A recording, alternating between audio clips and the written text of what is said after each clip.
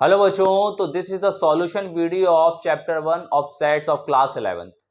इससे पहले मैं इस चैप्टर की इस एक्सरसाइज की एक इंट्रोडक्शन वीडियो आपको प्रोवाइड करा चुका हूं, जिसमें मैंने आपको किसी सेट की रिप्रेजेंटेशन जो कि रोस्टर फॉर्म और सेट बिल्डर फॉर्म के फॉर्म में बताई गई थी, साथ ही साथ सेट क्या होता है ये भी बताया गया था। एक बार रिकॉल करा देता हूं कि सेट क्या होता है। बेसिकली एक ऐसा डेटा जो वेल डिफाइंड हो उसी को हम सेट कहते हैं। साथ ही साथ सेट को हमें दो तरीके से रिप्रेजेंट करना होता है, एक तो रोस्टर फॉर्म में, यानी कि जब हम उनके एलिमेंट फॉर्म लिखते चलेंगे तो this is the roster form, और जब हम उसकी इक्वेशन फॉर्म लिखेंगे this is the set builder form.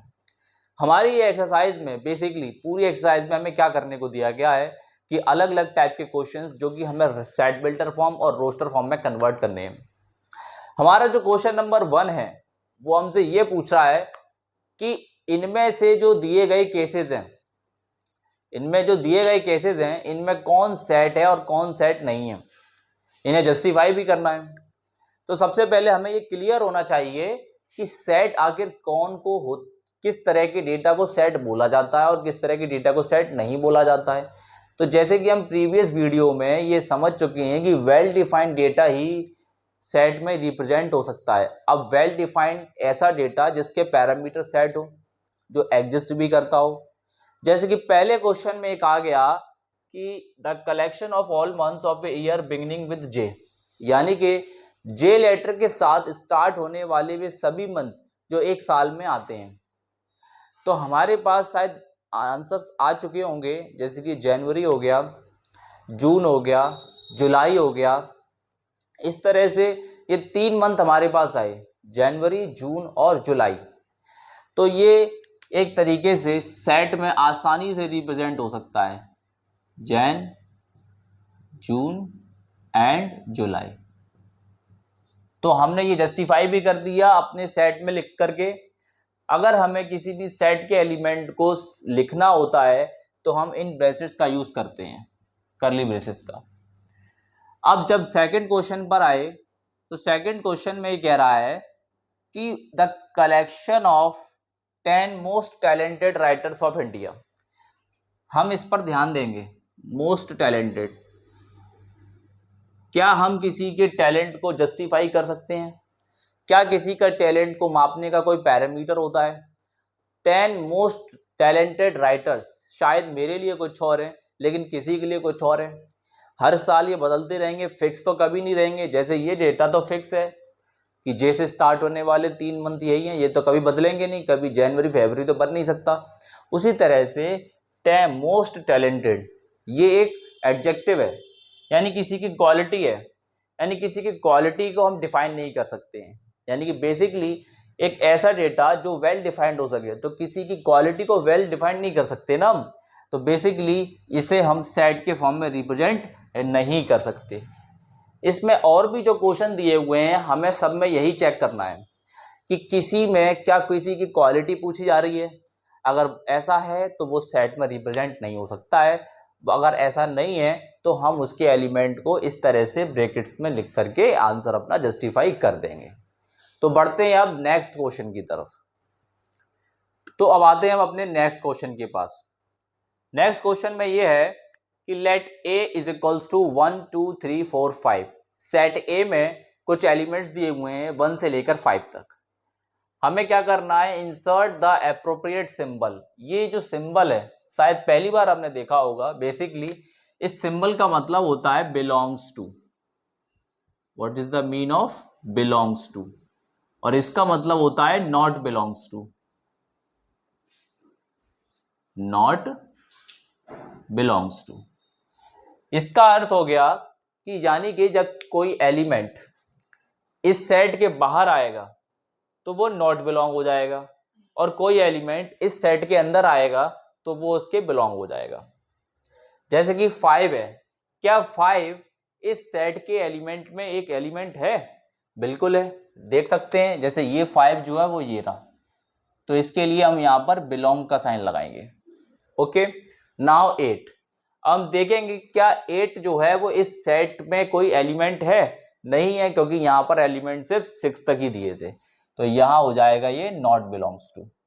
फिर इसके बाद 0, क्या 0 इसका कोई एलिमेंट है सेट ए का? बिल्कुल नहीं है, तो ये हो जाएगा हमारा not belongs to.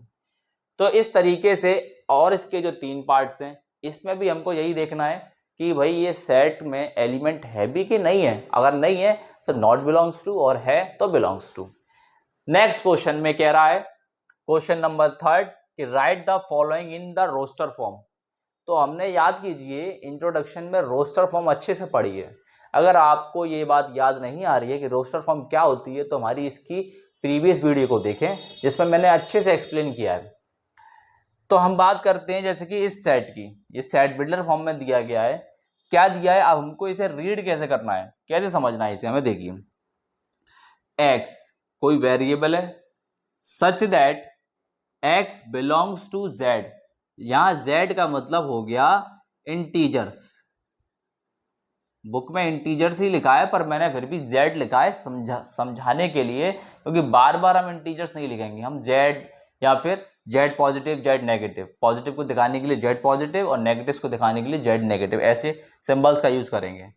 X belongs to integers and X is greater than और equal to -3 and less than 7। तो अब जब हम इनको रोस्टर फॉर्म में लिखेंगे तो वापस हम इन कर्ली ब्रेसेस का यूज करेंगे, जहां x जो है वो -3 के इक्वल भी है और उससे बड़ा भी है। तो अगर -3 के इक्वल है तो -3 एलिमेंट हुआ, उससे बड़ा -2 हुआ, फिर -1, देन 0, देन 1, देन 2, और इस तरीके से हम यहाँ 6 तक ही जा सकते हैं, बिकॉज ये जो एलिमेंट x है ये 7 से छोटा है, ना कि उसके इक्वल है। और 7 से जस्ट एक पहले इंटीजर आता है 6, उसके बीच के डेसिमल तो हमें नहीं लेने हैं। नाउ अगर हम इसकी बात करें, ये जो b दिया हुआ है, b is equal to x such that x is a natural number less than 6 से छोटा नेचुरल नंबर। तो नेचुरल नंबर क्या होते हैं, जो नंबर 1 से स्टार्ट हो उन्हें कहा जाता है नेचुरल नंबर। तो ये हो गया 1, 2, 3, 4 एंड 5। क्योंकि लेस देन कह रहा है तो 6 तो यूज नहीं हो सकता, तो 6 से जस्ट पहले आने वाला नेचुरल नंबर 5 है। इसी तरह से इसके जो और पार्ट्स दिए हुए हैं हमें ऐसे ही सॉल्व करने हैं, सिर्फ समझना है और इस तरह से रोस्टर फॉर्म में उनको लिखते जाना है। इसके बाद हम आते हैं अपने नेक्स्ट क्वेश्चन पर। तो देखते हैं अपने नेक्स्ट क्वेश्चन की तरफ। सो क्वेश्चन नंबर 4 कह रहा है कि write the following sets in the set builder form. अब फिर से वही बात कि सेट बिल्डर फॉर्म क्या होती है। सेट बिल्डर फॉर्म में अपनी प्रीवियस वीडियो में बता चुका हूं कि जब हम किसी भी रोस्टर फॉर्म को बदलेंगे इक्वेशन फॉर्म में तो कहलाएगी सेट बिल्डर फॉर्म। अब हमको पहले पैटर्न पहचानना है इस क्वेश्चन का। इस क्वेश्चन का पैटर्न क्या है कि इसमें 3, 6, 9, 12 यहां पर दिख रहा है साफ साफ कि ये 3 के मल्टीपल्स हैं, वो भी 4। तो अब हमें इसको अपने तरह से कैसे लिखना है, तो इसके लिए सबसे पहले हमने सपोज किया कि ये कोई सेट ए है और इन एलिमेंट्स को किसी एक वेरिएबल से हमने शो कराया x, सच दैट अब x क्या है, x एक डेफिनेटली इक्वेशन के फॉर्म में देखा जाए तो x is equals to 3n हो गया। अब यहां पर n क्या है, यानी कि n हम यहां पर क्या लगाएं, नेचुरल नंबर लगाएं, होल नंबर लगाएं, क्या लगाएं, तो साफ दिख रहा है कि जैसे कि 3 मल्टीप्लाई 1, 3 1 जा 3, 3 मल्टीप्लाई 2, 3 2 जा 6, 3 मल्टीप्लाई 3 9, 3 मल्टीप्लाई 4 12। यानी कि n अगर एक नेचुरल नंबर हुआ वो भी 1 से लेकर के 4 के बीच में, तो ये साफ साफ पता लग रहा है कि इस इक्वेशन के लिए हमने सही सेट बिल्डर फॉर्म बनाई है। x कोई वेरिएबल लिया such that x is equals to 3n, n की जगह 1 लगाया तो 3 आ गया, n की जगह 2 लगाया तो 6 आ गया, 3 लगाया तो 9, 4 लगाया तो 12 आ गया। बस इसी तरह से हम दूसरा देखेंगे।